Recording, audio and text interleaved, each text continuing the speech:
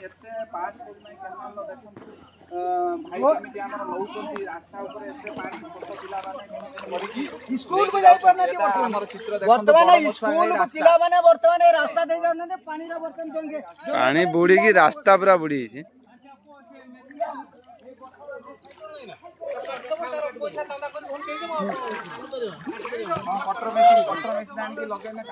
पटिया को कांचिया दियो डाकी का फोन करो यही वीडियो कर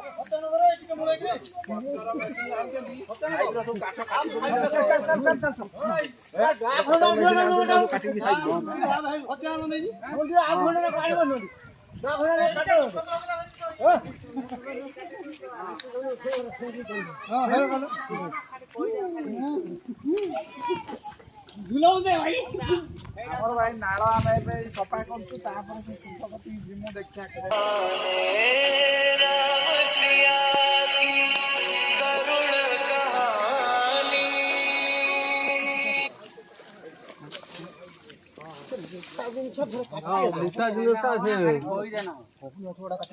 एसीपीसी रे पस्ते ताड़ी आन था सी तो गुटे खाप चाप के से मुळी उपाड़ी की दुनिया से पडन से बाहर आसन हा देसी भी आसी पर इता दे पोई आइছে केवल से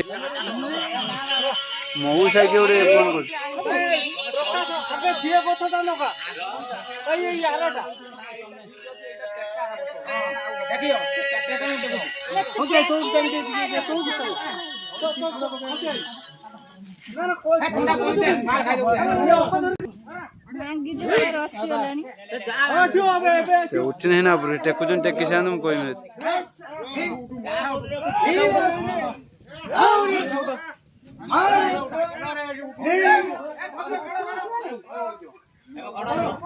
देखी के बेना हमर रसी गई खड़ा धर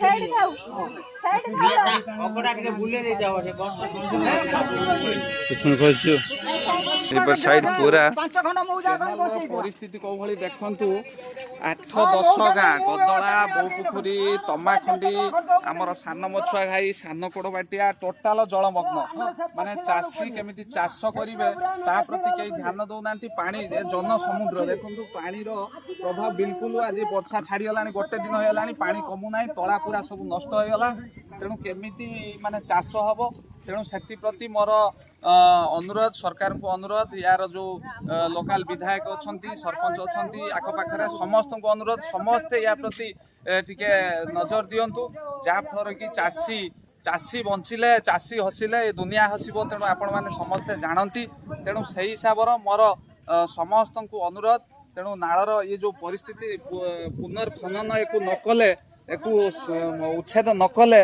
तेणुक आमर ये जलमग्न होमें आउ चाष करूँ देखु पूरा परिस्थिति देखु लोक मैंने केमिति पूरा सेटू सेपट को देखा सेणु पूरा लगी शह शह लोक आसी बहुपुखुरी आ गदला तमाखंडी सान मछुआ घाई सान कोड़बाटिया बड़ मछुआ घाई रायपुर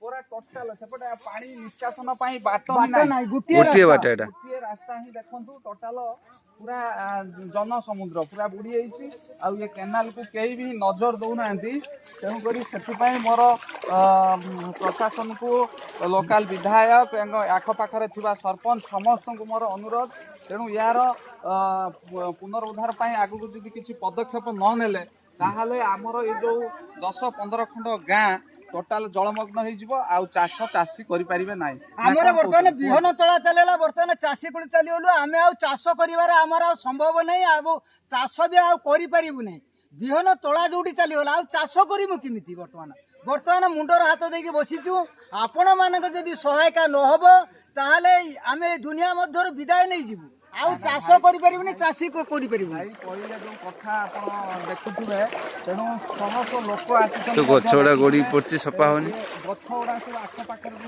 केनाल पाखर गछ दल पूरा जाम हो जाइछि कचड़ा फचड़ा जा पड़छि बिल्कुल खंडन करा जाउनी ଉଚ୍ଛେଦ କଲେ ସିନା ତେଣୁକରି ପାଣି ପାସ୍ କରିବ। ବର୍ତ୍ତମାନ ମଣିଷ ଦେଢ ମଣିଷ ପାଣି ଭିତରେ ବର୍ତ୍ତମାନ ତଥାପି ପାଣି ପାଣି ବର୍ତ୍ତମାନ ଯାଉନି, ପାଣି ବନ୍ଧ ପଡିକି ରହିଛି। ଗଛ ପକେଇକି ଏମାନେ ଗଡ଼ ପକେଇକି ବର୍ତ୍ତମାନ ଏ ରାସ୍ତା ପାଣି ନାଳ ଅବରୋଧ କରୁଛନ୍ତି। ଇଏ ଚାଷୀ ବର୍ତ୍ତମାନ 10 ଖଣ୍ଡ ମୌଜା ୟା ଦ୍ୱାରା ଉପକୃତ ହଉଛନ୍ତି, କିନ୍ତୁ ଆଜି ଯୋଉ ଅବସ୍ଥା ଆମେ ଚାଷୀ କୂଳରୁ ବିଦାୟ ହେଇଗଲୁ। ଦେଖନ୍ତୁ ଶହ ଶହ ଲୋକ ଦେଖୁଥିବେ ସାନ ମଛୁଆ ଘାଇ ପୋଲ ପାଖରୁ ପୁରା ବଡ଼ ମଛୁଆ ଘାଇ ଲାଷ୍ଟ ପର୍ଯ୍ୟନ୍ତ ପୁରା କେନାଲ ପୁରା ହେଉଛି ଜାମ୍ ହୋଇକି ରହିଛି।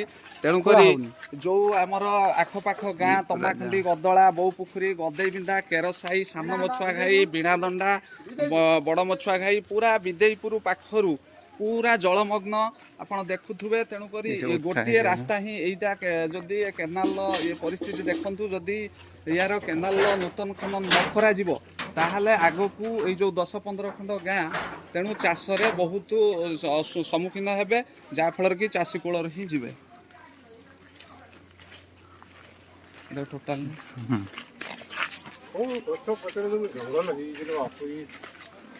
ଖୋଳା ହେଇନି ଆଉ। ପୁରା ଗାଡ଼ି ଫାଡ଼ି ସବୁ ଉଠେଇ ଦିଅ।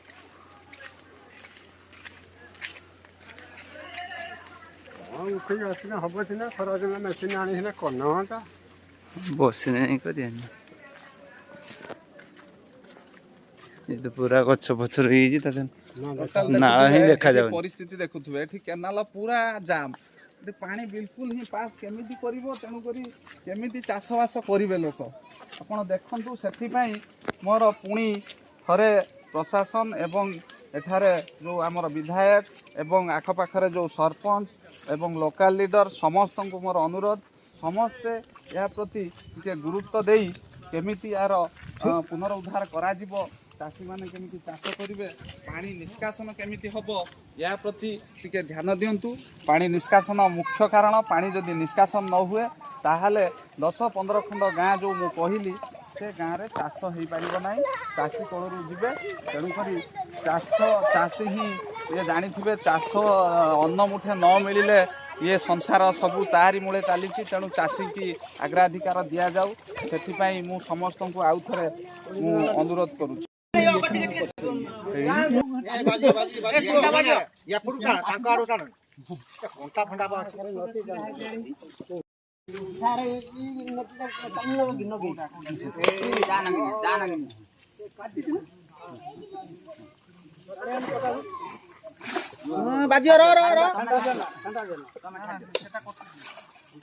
ଅଗ ନଗି ଆଣିବା କଥା ନା, ଆଉ ତମେ ଇଏ ଲଗେଇଦେଲ।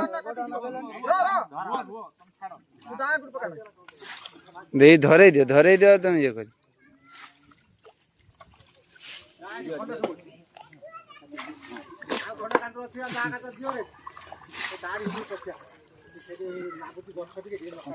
ବୁଡ଼ିକି ଗୋଟେ ଦବ ପ୍ରକାଶ, ଗୋଟେ ବୁଡ଼ ଦବ, ଗଲା ଉଠା।